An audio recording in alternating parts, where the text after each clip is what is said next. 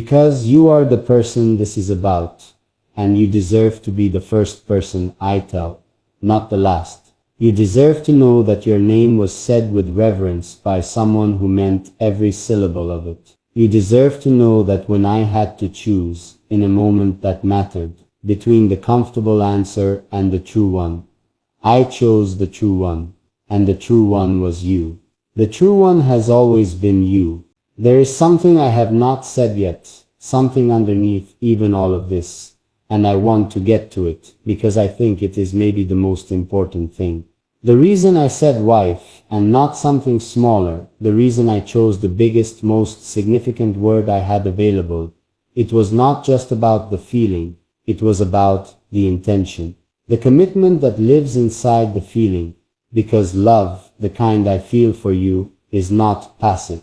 It is not a condition that happens to me, and that I simply report on. It is something I am actively choosing. Every day, every quiet moment, every time I could choose to let it diminish or let it grow.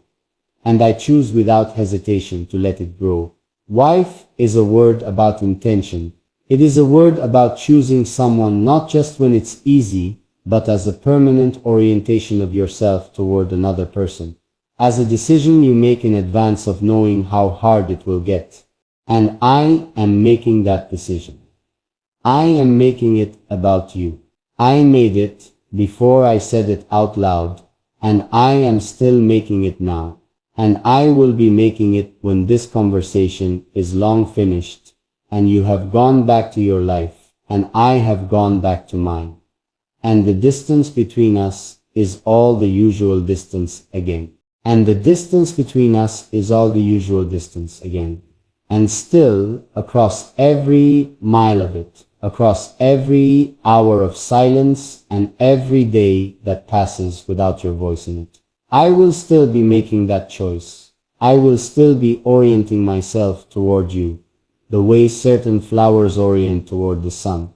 Not because they decided to, not because they reasoned their way into it, but because something in their very nature pulls them that direction without apology and without the possibility of being otherwise. That is what this is. That is what you are to me. Not a decision I made once and filed away, a direction I keep facing, a choice I keep making, every single day without being asked, without needing a reason, without requiring any confirmation that it's the right thing. It simply is. You simply are. I want to tell you something about what it has been like to love you from a distance, because I think people sometimes romanticize that. The loving from a distance, the quiet devotion that asks for nothing, the patient and noble waiting. And some of it is beautiful. I won't pretend it isn't. There is something clarifying about loving someone you cannot reach too easily. Something that strips the feeling down to its essentials, removes all the ordinary friction of closeness, and leaves you with only what is genuinely true. But I want to be honest with you about the rest of it, about the parts that are not beautiful, about the weight of it on an ordinary Tuesday when nothing is dramatic and nothing is grand and you are just going through the motions of your day carrying something enormous that nobody around you can see, about the particular loneliness of having the most significant feeling of your life be invisible to the person it belongs to, about the way love, without an outlet, doesn't just sit still. It moves through you, it finds the cracks, it surfaces in unexpected moments, at unexpected times, and asks to be acknowledged even when you are in no position to acknowledge it.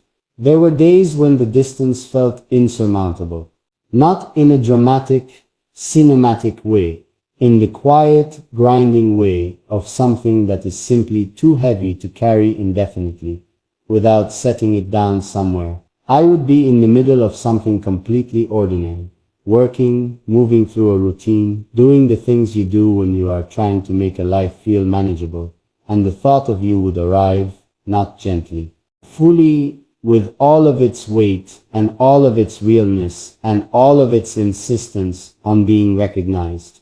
And I would have to absorb it in real time, in the middle of whatever I was doing, without being able to stop and give it the space it deserved. I got very good at that. At receiving enormous feelings in small moments without letting them show. At carrying the full weight of something significant inside the normal dimensions of an ordinary day. But getting good at something doesn't mean it stops costing you. It just means the cost becomes quieter. I want you to know about the cost. Not to make you feel responsible for it. You are not responsible for it. You never asked me to feel any of this. You never promised anything you didn't deliver. You have always been exactly who you are, and it is entirely not your fault that who you are is the very specific combination of things that reached past every defense I had and made a home in the most unguarded part of me. But I want you to know because I think love deserves to be seen in its full dimension. Not just the golden parts, not just the warmth and the beauty and the way it makes ordinary moments feel lit from within, but also the ache of it. The specific longing that comes from caring so much about someone's happiness that your own happiness becomes secondary to it without you even deciding that. The way you find yourself hoping things for someone else with more energy than you hope things for yourself. The way their good days become more important to you than your own. That is where I have been living. That is the interior landscape of what it means to love you from where I have been standing. And I want to tell you about the good parts too, because they deserve equal space and maybe more. Because the ache and the longing are real, but they are not the biggest part. The biggest part is the warmth, the constant, background warmth of knowing that you exist. Of knowing that somewhere in the world you are moving through your day, encountering things, responding to life in your particular way, bringing your specific quality of presence to whatever room you are in. There is a comfort in that I cannot fully explain. Like knowing a certain star is in the sky even when you can't see it. Like carrying a specific kind of light with you that isn't yours but that you've been trusted with. I carry your warmth with me. I have been carrying it for a long time, and it has kept me going in moments when I was not sure what else would. There were moments when your warmth was the only thing. I don't say that for effect. I say it because it is factually true, and you deserve to know the full extent of what you have meant to me in some of my quieter, harder chapters. There were times when I was running very low.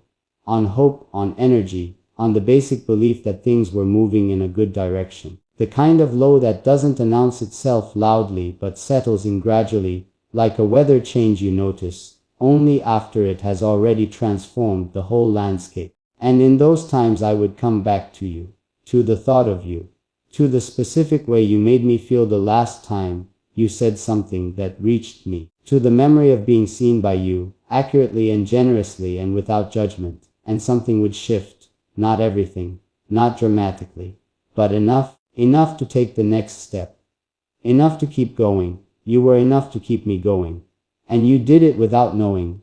You did it from whatever distance you were at, without any awareness of what you were doing, just by being in my life in whatever capacity you were in it, at any given moment. I think about the future differently now. After that night, after saying your name out loud in that way, after finally using the word that actually fits you, I think about the future differently. It has more shape than it used to, more color, more of a sense that it is moving towards something rather than just accumulating days.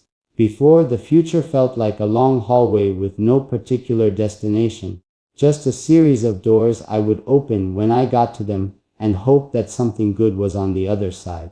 Now it feels like I know which direction I am walking. I know what I am walking toward, not with a specific plan, not with dates and logistics, but with a felt sense of direction that I trust more than I trust most of the plans I have ever made. And the direction is you. The direction has been you for a while now. I just stopped pretending I couldn't see it. I want to ask you something, and I want you to really sit with it before you decide what to do with it. I want to ask you if you have ever allowed yourself to imagine it. The version of things where the distance closes, the version where the careful management and the maintained composure and the long practice of containing what you feel gives way to something more honest, something more open, something that is allowed to be exactly as large as it actually is. I want to know if you have ever let yourself go there.